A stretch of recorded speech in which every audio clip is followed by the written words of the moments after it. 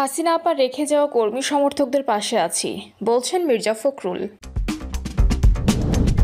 জানাবো দুই পক্ষের ভোটের লড়াই, ধর্ম ও অতীত নিয়ে টানাটানি। শেখ মুজিবুর রহমান জীবিত থাকতেই 1971 সালের রাজাকার ইস্যু সমাধান করে গেছেন বলছেন গোলাম পরোয়ার।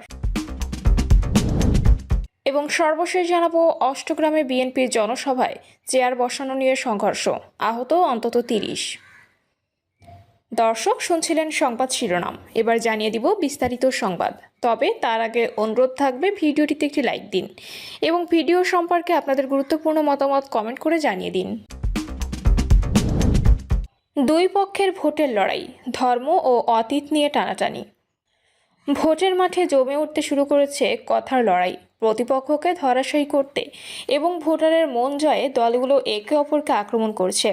গত 2 দিনে জনসভা পথসভায় নেতাদের ভাষণে বড় হয়ে সামনে এসেছে ধর্মের কথা। এছাড়া অতীত কর্মকাণ্ড, দুর্নীতি নিয়েও চলছে খোঁচাখুচি। এসবের পাশাপাশি দলগুলো সামনে আনছে জনকল্যাণমূলক নানা প্রতিশ্রুতি। ভোটের মাঠে কথা যুদ্ধে ঘুরে ফিরে পুরনো দলের দলগুলো হারছে বলে মনে করছেই রাজনৈতিক বিশ্লেষকরা।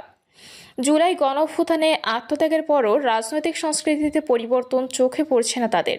রাজনৈতিক বিশ্লেষক ও চট্টগ্রাম বিশ্ববিদ্যালয়ের লোক প্রশাসন বিভাগের অবসরপ্রাপ্ত অধ্যাপক নিজামুদ্দিন আহমেদ বলেন, দলগুলোর পাল্টাপাল্টি অভিযোগ আমাদের পুরনো রাজনৈতিক সংস্কৃতির ধারাবাহিকতা। জুলাই গণঅভ্যুত্থানের পরে আমরা নতুন আশা করেছিলাম, কিন্তু তার প্রতিফলন দলগুলোর আচার আচরণে নেই। এটা যতক্ষণ পরিবর্তন না হবে ততক্ষণ পর্যন্ত আমাদের গণতন্ত্রের ভবিষ্যৎ নিয়ে খুব বেশি আশা করা যায় না। নির্বাচনী পথসভার মাধ্যমে ত্রয়োদশ জাতীয় সংসদ নির্বাচনের প্রচারে নেমেই মুক্তিযুদ্ধকালীন ভূমিকা ও ধর্ম নিয়ে রাজনীতির অভিযোগ তুলে জামাত ইসলামীকে ঘায়েল করার চেষ্টা করছে বিএনপি। অন্যদিকে চাঁদাবাজি, দখলদারি, দুর্নীতির কথা বলে বিএনপিকে ঘায়েলের চেষ্টা জামায়াতের। 2 আইডিয়াল দরগা জিয়ারতের পর গত বৃহস্পতিবার সিলেটে জনসভার মাধ্যমে নির্বাচনের আনুষ্ঠানিক প্রচার শুরু করেছে বিএনপি চেয়ারম্যান তারেক রহমান। এরপর ওই দিনের মৌলভীবাজার, হবিগঞ্জ, নরসিংদী, কিশোরগঞ্জ, নারায়ণগঞ্জ সহ বিভিন্ন স্থানে জনসভায় ভাষণ দেন তিনি। এসব ভাষণে মুক্তিযুদ্ধে জামাতের ভূমিকা নিয়ে কথা বলেন বিএনপি চেয়ারম্যান। ধর্মের দোহাই দিয়ে দলটি মানুষকে ঠকাচ্ছে বলেও দাবি করেন তিনি। টিকিট দেওয়ার নাম করে একটি দল জনগণকে ঠকাচ্ছে দাবি করে তারেক রহমান বলেন, দোজখের মালিক আল্লাহ, বেহেশতের মালিক আল্লাহ, এই পৃথিবীর মালিক আল্লাহ, কাবার মালিক আল্লাহ। আরে ভাই, যেটার মালিক আল্লাহ সেটা কি অন্য কেউ দেওয়ার ক্ষমতা রাখে না। আর মুক্তিযুদ্ধে জামাতের ভূমিকার প্রতি ইঙ্গিত করে তিনি বলেন, কেউ কেউ বলে অমুককে দেখেছি তমুককে দেখেছি, এবারে একবার আমাকে দেখেন। 1971 সালের যুদ্ধে লক্ষ মানুষের প্রাণের বিনিময়ে এই দেশ স্বাধীন হয়েছে। এই দেশে লক্ষ লক্ষ মা বোনের সম্মানহানি হয়েছে। কাজেই তাদের তো বাংলাদেশে মানুষ এরই মধ্যে দেখেই নিয়েছে। জনসভায় রাষ্ট্রকাঠামো রূপান্তর, ফ্যামিলি কার্ড, কৃষক কার্ড, হেলথ কার্ড, খাল খনন, বেকারদের কর্মসংস্থান সহ বিভিন্ন প্রতিশ্রুতির কথাও তুলে ধরেন তারেক রহমান। গত 2 দিনে জামায়াতের নেতাদের ভাষণেও বিএনপিকে আক্রমণ ও তারেক রহমানের কথার জবাব দিতে দেখা গেছে। জামাত ইসলামী সেক্রেটারি জেনারেল মিয়া গোলাম পরোয়ার গতকাল তার নির্বাচনী এলাকা খুলনায় জনসভায় বিএনপি চেয়ারম্যান তারেক রহমানের বক্তব্যের নিন্দা জানায়। তিনি বলেন, কোনো একজন মুসলমান যিনি আল্লাহ, রাসূল ও আখিরাতকে বিশ্বাস করেন, তিনি পরকালে বিশ্বাসী আরেকজনকে কাফের বলতে পারেন না। এটি জায়েজ নয়। তিনি এটা বড় অপরাধ করেছেন। তারেক রহমানের উদ্দেশ্যে গোলাম পরোয়ার আরও বলেন, বিলেত থেকে এসে ফতোয়া দিচ্ছেন কে মুসলমান আর কে কাফের, এটা বলার তার কোনো অধিকার নেই। বিএনপির পক্ষ থেকে যে ফ্যামিলি কার্ড ও কৃষক কার্ড দেওয়ার প্রতিশ্রুতি দেওয়া হচ্ছে তার জবাব দিয়েছে জামায়াতের আমির শফিকুর রহমান। পঞ্চগড়ে গতকাল জনসভায় তিনি ভোটারদের উদ্দেশ্যে বলেছেন, ভাই, আমাদের কাছে কোনো কার্ড নাই, আপনারা সবাই ভাই বোনেরা আমাদের কার্ড। আপনাদের বুকে আমরা একটা ভালোবাসার কার্ড গুজে দিতে চাই। আপনাদের সেই ভালোবাসা দিয়ে আমরা বঞ্চনা, অবিচার এবং দায়ে দেনা মুক্ত একটা বাংলাদেশ গড়তে চাই। আর প্রচার শুরুর প্রথম দিন রাজধানীর মিরপুরে জনসভায় চাঁদাবাজি, দুর্নীতি নিয়ে বিএনপির বিরুদ্ধে তোপ দাগান জামায়াতের আমির। রাজনৈতিক বিশ্লেষকেরা বলছেন, জামায়াতকে ঘায়েল করার জন্য মুক্তিযুদ্ধের সময় দলটির ভূমিকার কথা বেশি করে সামনে আনছে বিএনপি, যার মাধ্যমে আওয়ামী লীগ সহ মুক্তিযুদ্ধের পক্ষের ভোট ব্যাংকগুলো নিজেদের পক্ষে আনার চেষ্টা করছে। ঢাকা বিশ্ববিদ্যালয়ের শিক্ষা ও গবেষণা বিভাগের অধ্যাপক মোহাম্মদ মুজিবুর রহমান বলেন, আসন্ন নির্বাচনে দেশের অন্যতম বড় দল আওয়ামী লীগের অনুপস্থিতি রয়েছে। বিএনপি জোট এবং জামায়াত জোট নিজেদের ভোট ব্যাংক ধরে রেখে আওয়ামী লীগের ভোট ব্যাংককে নিজেদের পক্ষে আনার চেষ্টা করছে, যার কারণে বিএনপি মুক্তিযুদ্ধের বিষয়টি বারবার মনে করিয়ে দেওয়ার চেষ্টা করছে। ৭১-এর কথা বললেই জামায়াতের বিপক্ষে যাচ্ছে।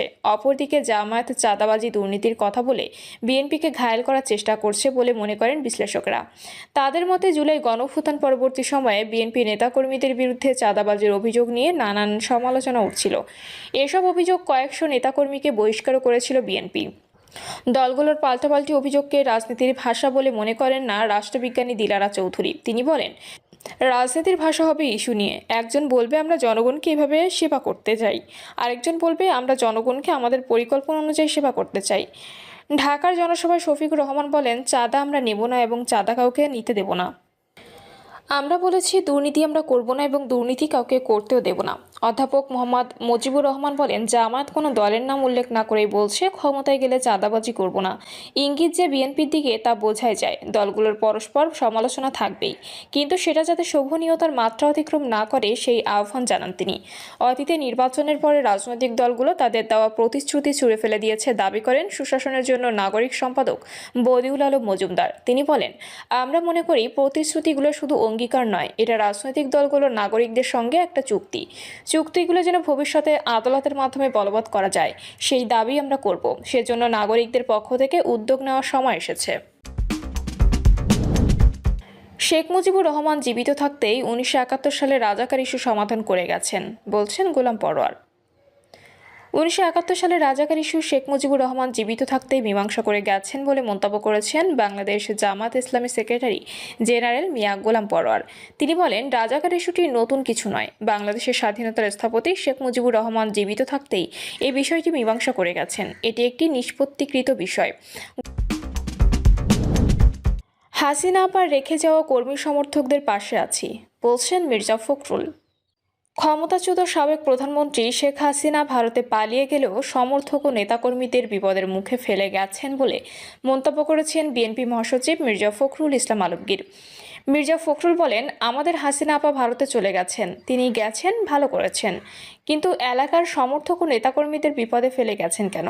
তিনি কর্মী সমর্থকদের উদ্দেশ্যে বলেন, আপনারা বিপদে পড়বেন না, আমরা আপনাদের পাশে আছি। যারা অন্যায় করেছে তাদের শাস্তি হবে, আর যারা অন্যায় করেনি তাদের কোনো শাস্তি হতে দেব না। এ সময় জামাতকে ইঙ্গিত করে বিএনপি মহাসচিব বলেন, একটি দল বলছে তাদের ভোট দিলে জান্নাতে যাওয়া যাবে। কোন মার্কায় সিল দিলেই যদি জান্নাতে যাওয়া যেত তাহলে সবাই জান্নাতে যেত। তিনি আরও বলেন, জান্নাতে যেতে হলে আল্লাহর তুষ্টি অর্জন করতে হবে, নামাজ রোজা পালন করতে হবে, এছাড়া জান্নাতে যাওয়া সম্ভব নয়। একটি দল মানুষকে ভুল স্বপ্ন দেখাচ্ছে। দেশ পরিচালনার প্রসঙ্গে মির্জা ফখরুল বলেন, অভিজ্ঞতা থেকে বলছি, বিএনপি ছাড়া দেশকে এগিয়ে নেওয়ার মতো এখন আর কেউ নেই। আমরা ক্ষমতায় ছিলাম, দেশ পরিচালনা করেছি। জামাতের ক্ষমতায় যাওয়ার বা দেশ পরিচালনার কোনো অভিজ্ঞতা নেই। তিনি বলেন, আমরা হিন্দু, মুসলিম, বৌদ্ধ, খ্রিস্টান সবাইকে নিয়ে একসঙ্গে থাকতে চাই, বিভেদের কোনো সুযোগ নেই।